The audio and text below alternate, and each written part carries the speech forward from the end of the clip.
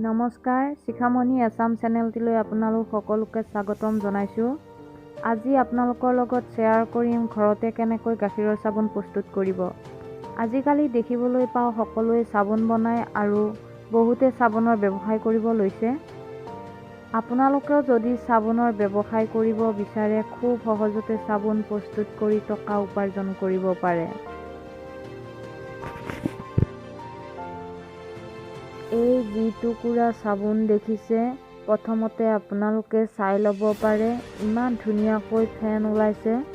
আচলতে আমি যিবোৰ চাবোন ব্যৱহাৰ কৰোঁ সেই চাবোন যদি মুখত ব্যৱহাৰ কৰোঁ তেন্তে আমাৰ ছালখন মন কৰিবচোন শুকান হৈ পৰে। এনেকৈ যদি আপোনালোকে ঘৰুৱা চাবোন প্ৰস্তুত কৰে তেন্তে মুখত ফেচ ৱাছ ব্যৱহাৰ নকৰিলেও এনেধৰণৰ ঘৰুৱা চাবোন মুখত ব্যৱহাৰ কৰিব পাৰিব। ছালখন ভালদৰে চাফা কৰি ছালখনৰ উজ্জ্বলতা বৃদ্ধি কৰিবৰ বাবে আপোনালোকে ঘৰতে গাখীৰৰ চাবোন প্ৰস্তুত কৰিব পাৰে। কেনেকৈ বনাই চোৱাৰ আগত মোৰ ভিডিঅ'টো লাইক কৰি দিব আৰু যদি প্ৰথমবাৰৰ বাবে আহিছে চেনেলটো ছাবস্ক্ৰাইব কৰিবলৈ কিন্তু একেবাৰে নাপাহৰিব। বলক তেনেহ'লে আমি চাই লওক গাখীৰৰ চাবোন কিদৰে ঘৰতে বনাব পাৰোঁ। যিহেতু মই গাখীৰৰ চাবোন বনাম গতিকে মই আধা কাপমান গাখীৰ লৈছোঁ। সকলোৱে হয়তো জানে চাবোন বনাবলৈ আমাক চফ বেছৰ প্ৰয়োজন। মই গ্লিচাৰিনযুক্ত চফ বেছ ব্যৱহাৰ কৰোঁ। মই যিহেতু 4 টুকুৰা চাবোন বনাম সেই হিচাপত মই চফ বেছ লৈছোঁ। প্ৰথমতে মই চফ বেছ টুকুৰা সৰু সৰুকৈ কাটি যিদৰে পনীৰ কাটো ঠিক তেনেকৈ কাটি লৈছোঁ। ইয়াৰ পিছত আমি চফ বেছখিনি গলাবৰ বাবে ডাবল বইলাৰ পদ্ধতি ব্যৱহাৰ কৰিম। চফ বেছখিনি গলাবৰ বাবে মই এটা চচপেনত পানী গৰম কৰিম। এতিয়া আৰু এটা চচপেন লৈছোঁ। এই চচপেনটো যাতে একেবাৰে শুকান হয়, পানী লাগি নাথাকে। এতিয়া চফ বেছখিনি ইয়াতে লৈছোঁ।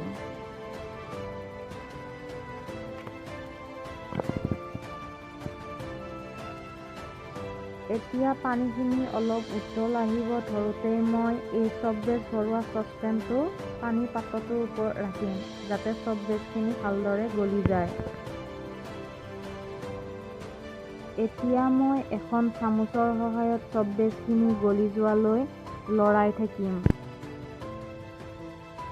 চফ বেছখিনি ধুনীয়াকৈ গলি যোৱাৰ পিছত মই আধা কাপ গাখীৰ ইয়াত যোগ কৰি দিছোঁ।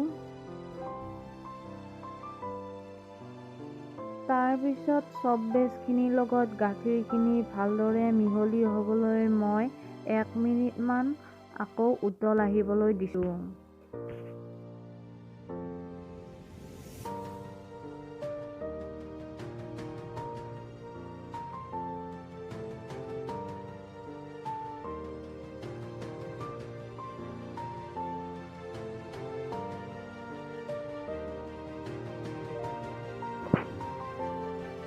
এতিয়া মই লৈছোঁ এটা ছিলিকন মল্ড।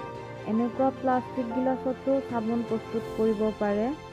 এতিয়া মই উতলি থকা চফ বেছ আৰু গাখীৰৰ মিশ্ৰণখিনি এই ছিলিকন মল্ডটোত ঢালি দিলোঁ।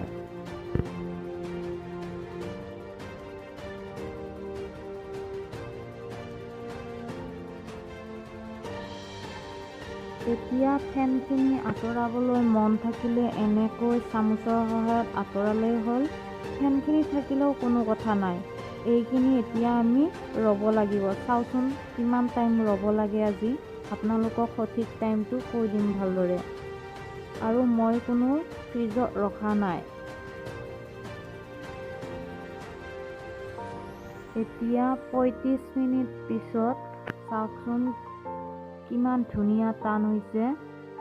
মই এতিয়া ৰিদিক সৰুৰ পৰাই এই চাবোন ব্যৱহাৰ কৰি আহিছোঁ। বহুত ধুনীয়া হয় আৰু ছালখন কোমল হৈ পৰে। এই চাবোন টুকুৰা আপুনি মুখত ব্যৱহাৰ কৰিব পাৰে। ছালখনৰ কোনো ধৰণৰ অপকাৰ নকৰে। ছালখনৰ উজ্জ্বলতা বৃদ্ধি কৰিব। বজাৰৰ কেমিকেলযুক্ত ফেচ ৱাছ ব্যৱহাৰ কৰাতকৈ এইদৰে ঘৰতে খুব সহজতে বনাব পাৰে। ফ্ৰেণ্ডছ, কেনেকুৱা লাগিল আজিৰ ভিডিঅ'টো কমেণ্ট কৰি ক'বলৈ নাপাহৰিব। যদি ভাল লাগিলে প্লিজ ভিডিঅ'টো লাইক কৰিব আৰু এটা নতুন ভিডিঅ'লৈ মই শিখামণি পুনৰ আহিম আপোনালোকৰ মাজলৈ। আজিৰ ভিডিঅ'টো ইমানতে শেষ কৰিছোঁ। বাই।